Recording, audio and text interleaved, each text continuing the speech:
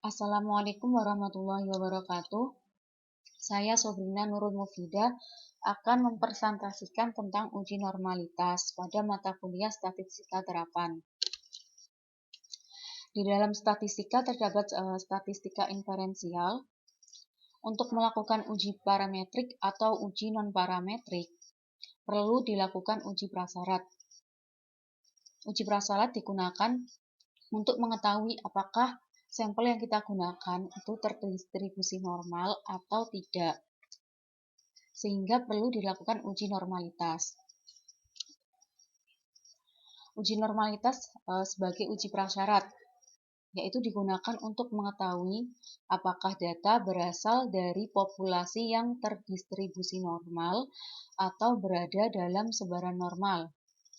Kemudian untuk mengetahui apakah data yang didapatkan dari penelitian ini sesuai dengan teori distribusi tertentu, sehingga dapat dipakai dalam statistik parametrik. Uji normalitas digunakan untuk mengukur data berskala ordinal, interval, ataupun rasio. Jika analisis menggunakan metode parametrik, maka persyaratan normalitas harus terpenuhi, yaitu data berasal dari distribusi yang normal. Nah, begitu juga sebaliknya, ketika data tidak berdistribusi normal, maka metode yang digunakan yaitu statistik non-parametrik. Nah, uji normalitas ini dilakukan apabila belum ada teori yang menyatakan bahwa variabel yang diteliti adalah normal.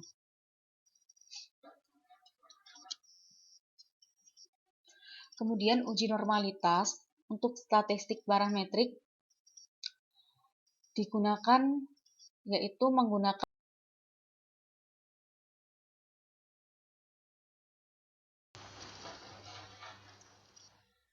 untuk yang kita uji normalitas sekarang yaitu uji normalitas untuk statistik parametrik. Nah, metodenya menggunakan chi-square. Chi-square sendiri digunakan untuk test for goodness of fit atau uji kecocokan. Yang kedua untuk test for independence atau uji kebebasan.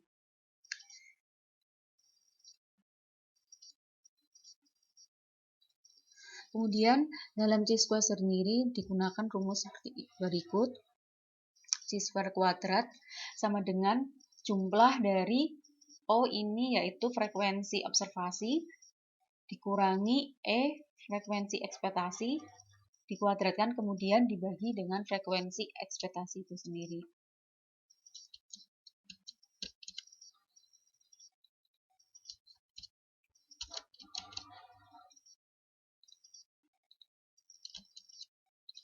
Syarat yang digunakan dalam teori distribusi chi-square yaitu yang pertama, frekuensi yang diamati harus diperoleh dari sampel yang acak atau random. Kemudian apabila diuji kembali frekuensi observasinya ini terdistribusi normal dari frekuensi yang diharapkan. Kemudian setiap frekuensi yang diharapkan harus lebih besar dari atau sama dengan minimum.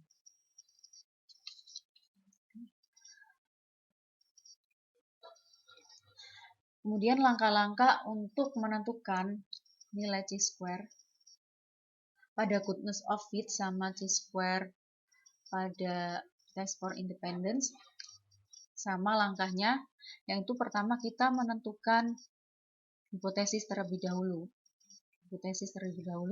Kita menentukan H0-nya dan H alternatifnya. Kemudian kita menentukan taraf signifikannya atau kita biasa disebut dengan alfa. Yang selanjutnya kita tentukan degree of freedom-nya atau biasa disebut dengan dB. Untuk statistik untuk chi-square goodness of fit kita menggunakan K-1, sedangkan untuk chi-square test for independence kita menggunakan R-1 dikali C-1. Kemudian kita hitung masing-masing sehingga kita menghitung chi-square-nya. Di sini kita membutuhkan untuk mengetahui frekuensi observasi dan frekuensi ekspektasinya. Kemudian yang terakhir yaitu menentukan membandingkan chi-square kuadrat hasil hitungan dengan chi-square kuadrat berdasarkan tabel. Apakah H0 untuk memutuskan H0.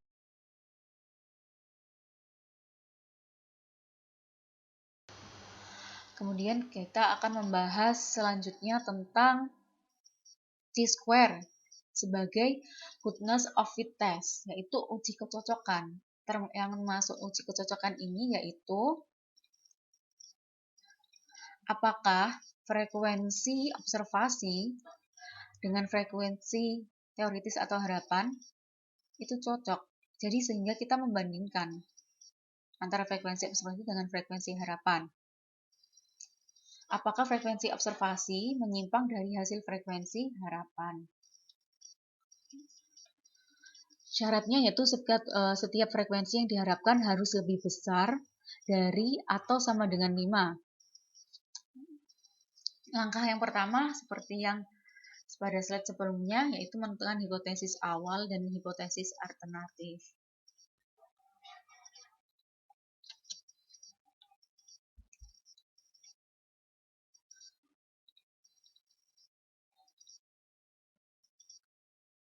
Untuk H0 ini yaitu frekuensi setiap kategori memenuhi suatu nilai perbandingan. Kemudian alternatifnya atau H1 yaitu frekuensi suatu kategori yang tidak memenuhi nilai perbandingan tersebut. Kemudian langkah selanjutnya yaitu menentukan taraf signifikan. Kemudian menentukan DF atau derajat bebas, DB. Nilainya untuk goodness of fit test, DB-nya yaitu K-1.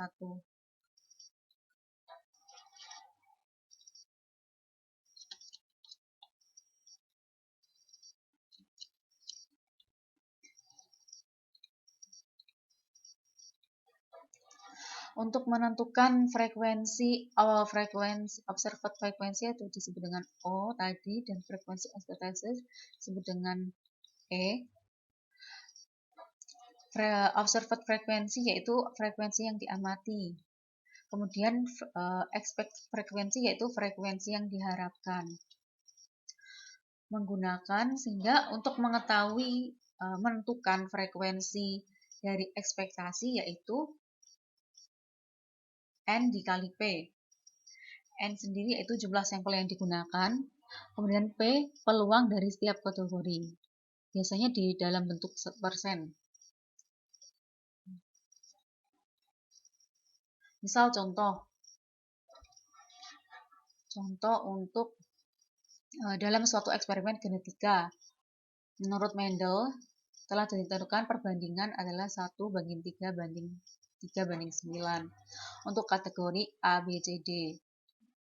Suatu ketika dilakukan pengamatan sebanyak 160 kali, berarti N-nya ini 160 dengan masing-masing frekuensi observasi seperti pada tabel. Tadi ada kategori A, B, C, dan D. Kita untuk menentukan frekuensi ekspektasinya ya. Dari hasil frekuensi observasi yang didapat dari hasil data frekuensi observasi atau frekuensi yang diamati yaitu pada kategori A ada 5.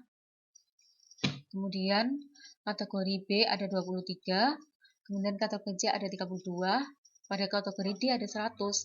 Nah, untuk menentukan frekuensi ekspektasi ini, kita harus menentukan nilai peluang terlebih dahulu, karena tadi rumusnya yaitu E sama dengan N kali P. Kita bukan P-nya dulu.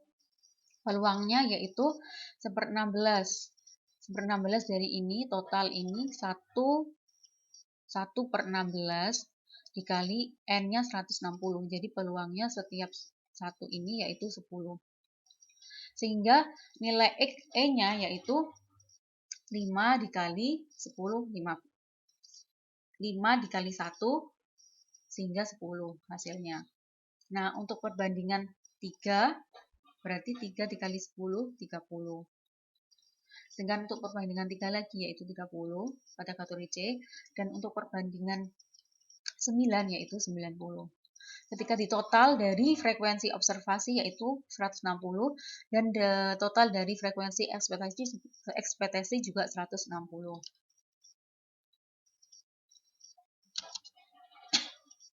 Kemudian masing-masing kita tentukan nilai dari chi-square-nya.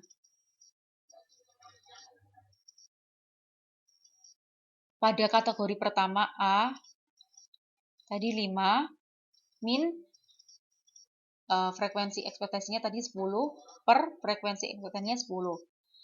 Kemudian untuk kategori B juga begitu, C dan D. Sehingga karena rumusnya sum dijumlah, hasilnya X kuadrat atau C kuadratnya yaitu 5,18. Sehingga menurut dari C-tabel dengan taraf signifikan 5%, derajat kebebasannya 3, X-tabelnya adalah 7,81. Untuk menentukan X-tabelnya,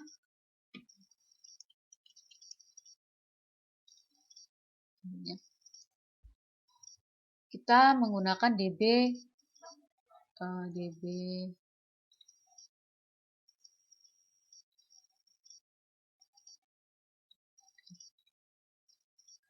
3 tadi, kemudian tarafnya 0,05 sehingga nilai X-tabelnya itu 7,81.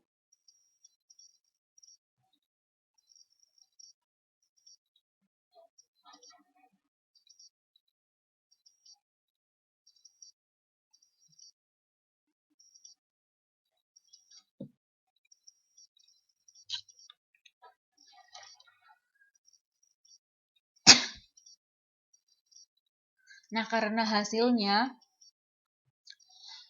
dari C kuadrat hitung lebih kecil dari C kuadrat tabel, maka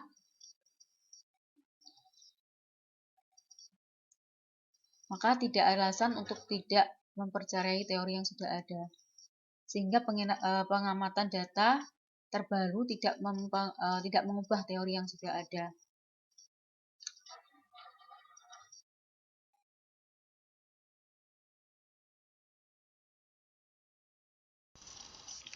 Kemudian untuk yang selanjutnya yaitu chi-square untuk independent test sendiri. Yang maksudnya independent test ini yaitu ketika dua peristiwa independen, jika terjadinya satu peristiwa tidak mempengaruhi kemungkinan terjadinya peristiwa lain.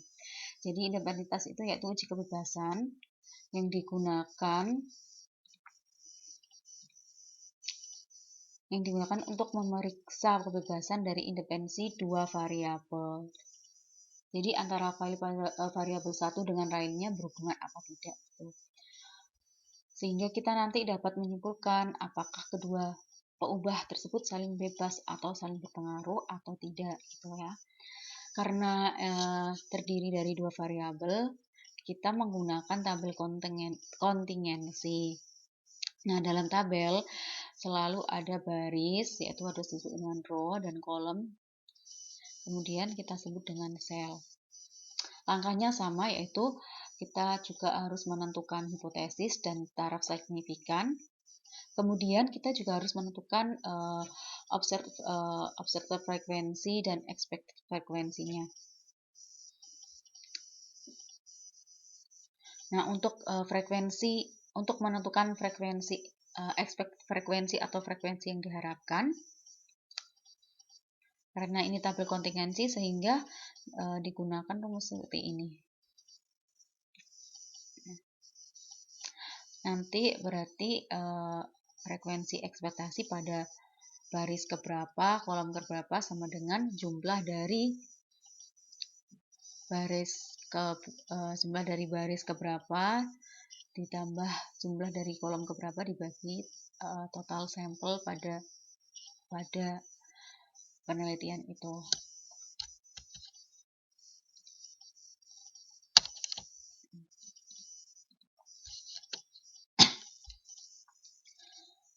Kemudian untuk hipotesisnya, H0-nya itu tidak terdapat hubungan yang signifikan antara dua variabel, sedangkan H alternatif atau H1-nya terdapat hubungan antara dua variabel tersebut. Nah, untuk derajat bebasnya atau degree of freedom-nya, kalau G-square untuk goodness of fits-nya tadi K-1, sedangkan kalau ini itu rho -1 dikali kolom -1. Seperti itu. Contohnya,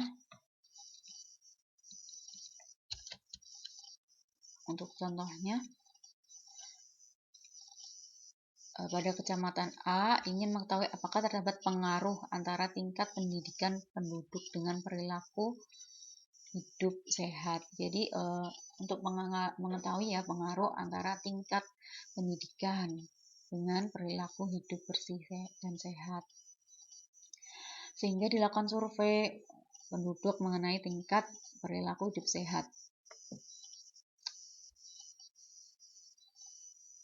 Sehingga dapat dibentuk hasil tabel kontingensi seperti berikut. Ini pada jenjang setiap tingkat SD, SMP, SMA, sarjana. Kemudian perilaku hidup bersih dan sehat pada tingkat rendah dan tingkat tinggi. Ketika dijumlah, ini sum of row-nya 28, sum of column, jumlah dari kolomnya itu 28, jumlah dari kolom 2-nya yaitu 39, jumlah dari kolom 3-nya yaitu ini 431, jumlah dari kolom 4-nya yaitu 52. Sedangkan jumlah dari baris 1 ini 250 ya. Baris 1, baris 2 yaitu 300. Sehingga kalau ditotal 550 untuk total dari kolom 1, kolom 2, kolom 3 sama kolom 4 juga 550. Kemudian kita suruh menghitung secara statistik apakah tingkat pendidikan ini berpengaruh pada perilaku hidup bersih dan sehat. Untuk taraf signifikannya yaitu 0,05%.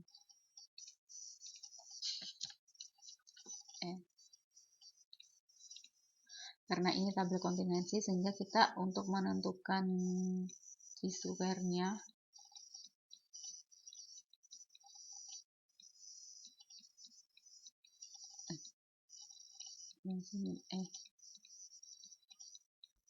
kuadrat per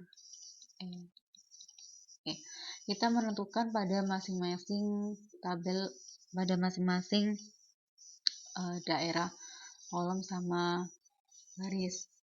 Misalnya pada E1 pada baris 1 sama kolom 1. Berdasarkan tadi pada baris 1 kolom 1,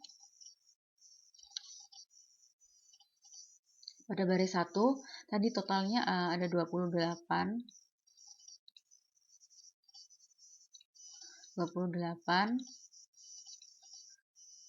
S1 ya. 28 ditambah berarti pada kolom 1 kolom 1 ditambah baris 1, jumlah baris 1 250 dibagi totalnya ada 550.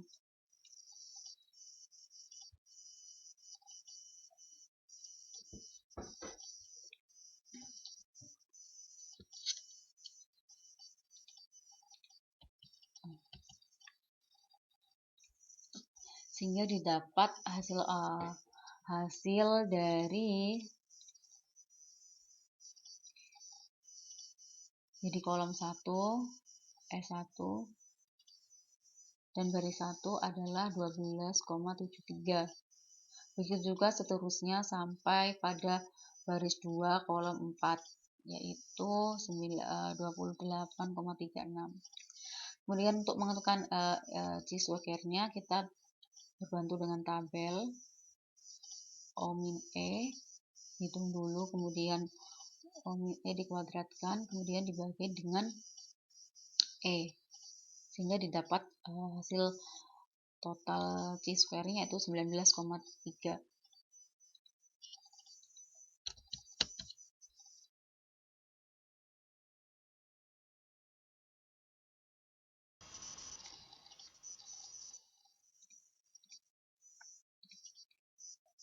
Kemudian kita tentukan untuk df-nya atau derajat bebasnya dari R-1 kurangi C-1, O-1 dikurangi kolom-1. Tadi barisnya terdiri dari 2, kolomnya terdiri dari 4, sehingga hasilnya adalah 3. Dengan taraf signifikan 0,05 atau 5%, kemudian df-nya itu 3, maka diperoleh X tabelnya yaitu 7,81. Cara mencarinya yaitu sama dengan mencari X tabel pada sebelumnya. Karena hasilnya X hitung lebih besar dari X tabel, X hitungnya tadi 19, sama X tabelnya 7,81, sehingga H0 ditolak, artinya H1 terima.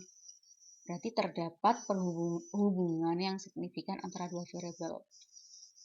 Sehingga tingkat pendidikan berhubungan dengan perilaku hidup bersih dan sehat.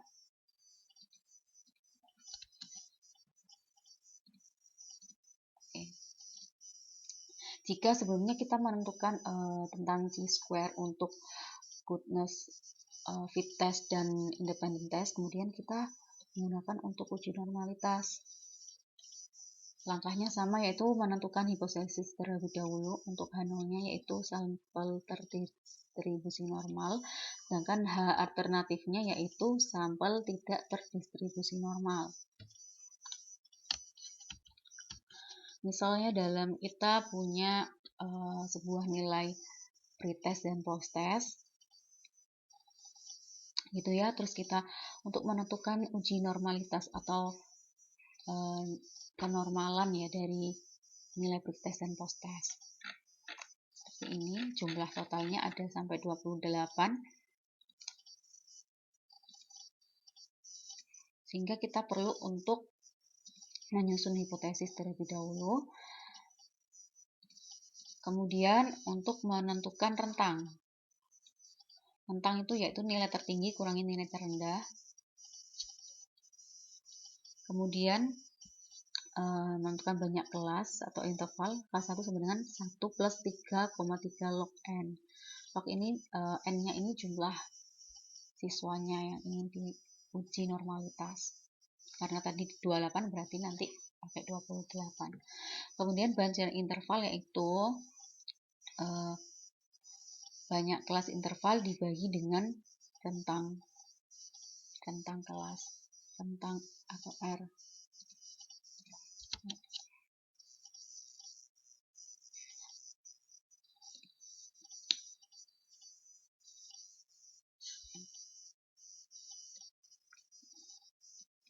Kita menentukan tabel distribusi frekuensi terlebih dahulu. Misal karena kita tadi sudah menentukan panjang kelas dan rentang dalam nilai 30 sampai 35, frekuensi observasinya berapa? Kita isi dengan 42 sampai 47, 54 sampai 61. Sampai kita kemudian menghitung rata-rata minnya dulu. Kemudian kita hitung simbangan bakunya.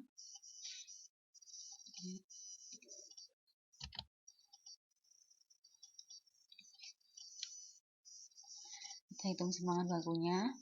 Sampai akhirnya kita menentukan luas Z skornya sama luas O sampai Z-nya.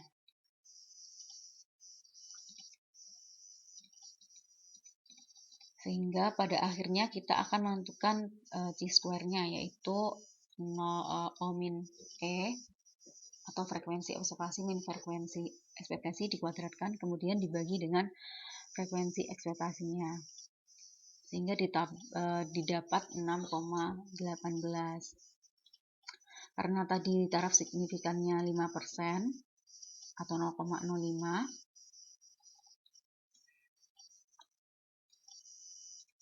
didapat di kuadrat tabelnya yaitu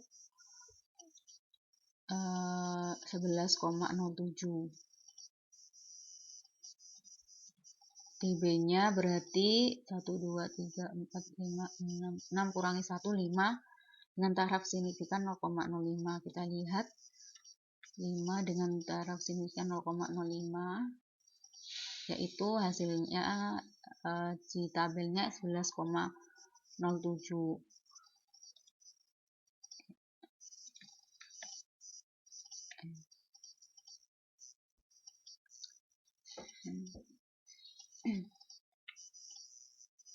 Sehingga dapat ditarik kesimpulan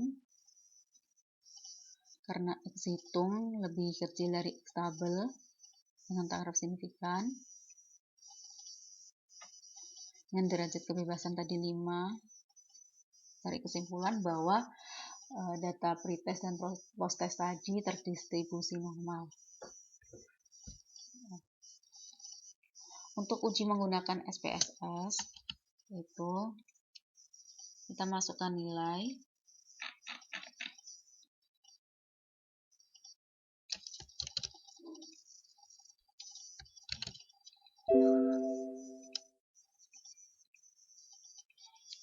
di data view-nya. Kemudian kita variansinya kita beli pretest. Untuk pretestnya kalau postnya ST itu ya, bisa ya, ST. Kemudian klik analyze,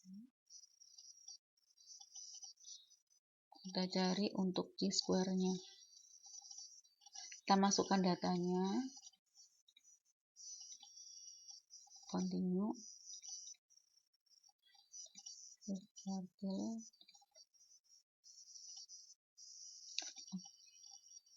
kita tunggu.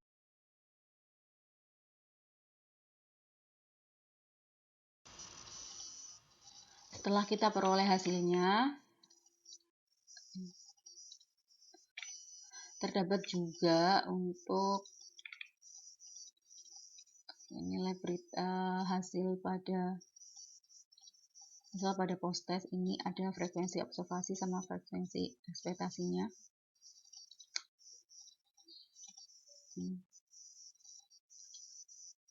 Untuk menentukan hasil hipotesisnya kita tentukan dulu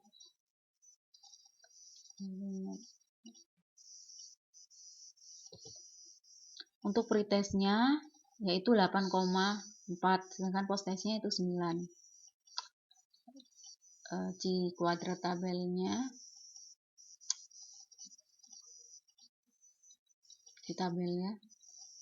untuk pretest ini, untuk pretest kita kan harus membandingkan di tabel dengan chi hitungnya ya. Kalau chi hitungnya kan 8,4 sama untuk posttestnya 9. Nah, di tabelnya kita tentukan dari DF-nya. DF-nya ini ada berapa ya? Ini ada 1, 2, 3, 4, 5, 6, 7, 8, 9, 10, 11, 12, 13, 14, 14, min 1, 3. Kemudian dengan taraf signifikan 0,05 kita tentukan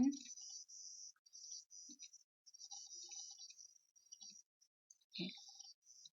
13 0,05 yaitu 22,36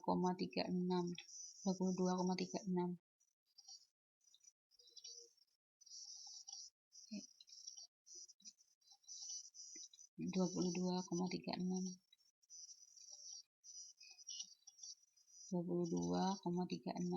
Berarti untuk pretestnya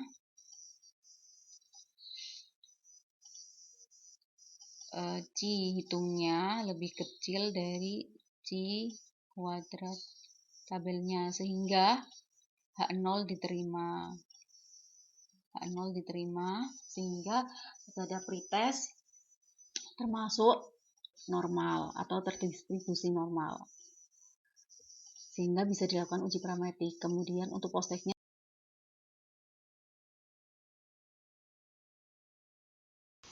sekian dari saya, terima kasih. Wassalamualaikum warahmatullahi wabarakatuh.